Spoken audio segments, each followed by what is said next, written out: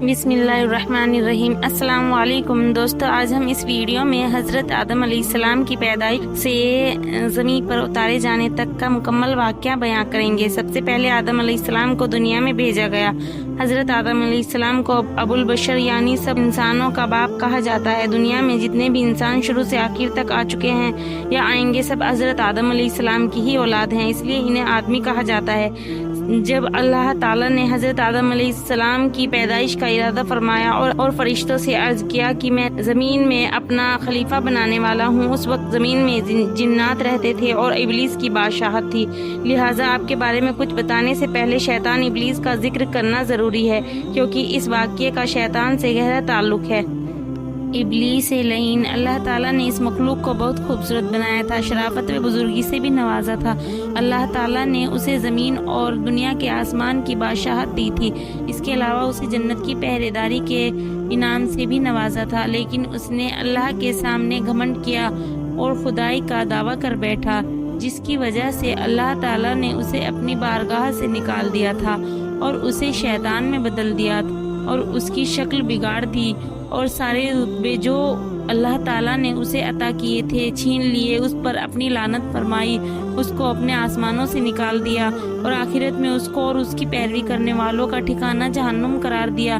آئیے دوستو جانتے ہیں کہ شیطان ابلیس کون تھا۔ ابلیس فرشتوں کا سردار تھا اور جنت کے باغوں کی دیکھ بھال کرتا تھا۔ اس کو دنیا اور آسمان دونوں کی بادشاہت ملی ہوئی تھی۔ فرشتوں کا ایک قبیلہ جنات سے تعلق رکھتا تھا، ابلیس انہی میں سے تھا۔ اس قبیلے کے فرشتوں کو آگ کی گرم لو سے پیدا کیا گیا تھا۔ یہ لو شعلے کی طرح نظر نہیں آتی، لیکن صرف محسوس کی جا سکتی ہے اور ساری گرمی اسی میں ہوتی ہے۔ اس قبیلے کے علاوہ باقی سب فرشتوں کو نور سے پیدا فرمایا تھا۔ ابلیس کا نام حارث تھا۔ دوسری روایت میں عزازیل بھی آیا ہے اور وہ جنت کے پہرے داروں میں سے تھا۔ اللہ تعالیٰ قرآن پاک میں فرماتا ہے کہ اور ان میں جو کہے کہ میں اللہ کے سوا معبود ہوں تو اسے ہم جہنم کی سزا دیں گے، ہم ایسی ہی سزا دیتے ہیں ستمگاروں کو۔ فرشتوں میں سب سے پہلے جس نے یہ بات کہی کہ اللہ کے بجائے میں معبود ہوں، وہ ابلیس لعین ہے۔ اللہ تعالیٰ نے قرآن پاک میں ایک جگہ اور ارشاد فرمایا ہے، اور یاد کرو جب ہم نے فرشتوں کو حکم دیا کہ آدم کو سجدہ کرو تو سب نے سجدہ کیا سوائے ابلیس کے، منکر ہوا، غرور کیا اور کافر ہو گیا۔ آخر ابلیس کو ایسا گھمنڈ کیوں ہوا کہ اس نے نہ صرف اللہ کا حکم ماننے سے انکار کیا بلکہ خدائی کا بھی دعویٰ کر بیٹھا۔ زمین پر انسانوں کی تخلیق سے پہلے جنات آباد تھے۔ ایک بار انہوں نے زمین پر فساد پھیلایا، ایک دوسرے کو قتل کیا اور خون بہایا۔ اللہ تعالیٰ نے ان کے فساد کو ختم کرنے کے لیے ابلیس کو فرشتوں کے ایک گروہ کے ساتھ بھیجا۔ یہ وہ ہی گروہ تھا جسے جن کہا جاتا ہے۔ ابلیس نے اور ان فرشتوں کے گروہ نے ان سے جنگ کی اور انہیں زنجیروں اور دور دراز کے پہاڑوں میں دھکیل دیا۔ اس کارنامے سے اس میں غرور پیدا ہو گیا۔ اللہ تعالیٰ اس کے غرور کو جان گیا، لیکن فرشتے نہ جان سکے۔ ابلیس آسمانی دنیا، زمین اور اس کے درمیان سب علاقے کا بادشاہ اور نظام چلانے والا تھا، اور ساتھ ہی جنت کی حفاظت کا بھی ذمہ دار تھا۔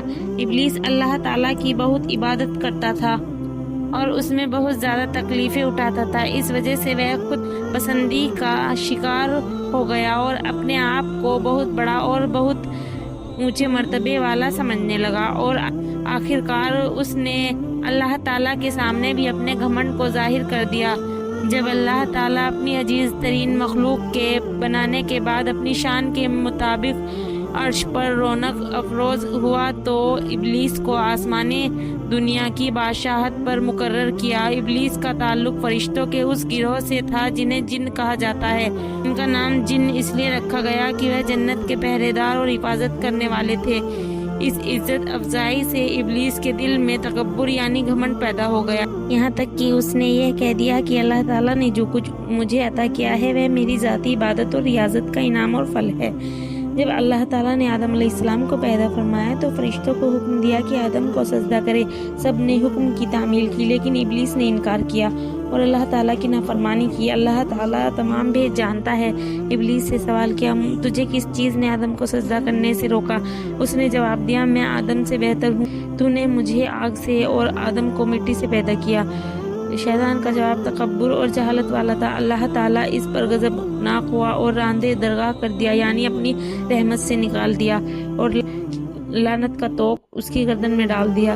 شیطان نے توبہ استغفار کرنے کے بجائے اللہ تعالیٰ سے کھلی بغاوت کر دی اور قیامت تک کے لیے آدم علیہ السلام کی نسلوں کو بہکانے کے لیے مہلت مانگ لی۔ اللہ پاک کے علم اور حکمت کا بھی یہی تقاضا تھا کہ اولاد آدم کی آزمائش کی جائے، لہٰذا اس کی درخواست منظور کی گئی۔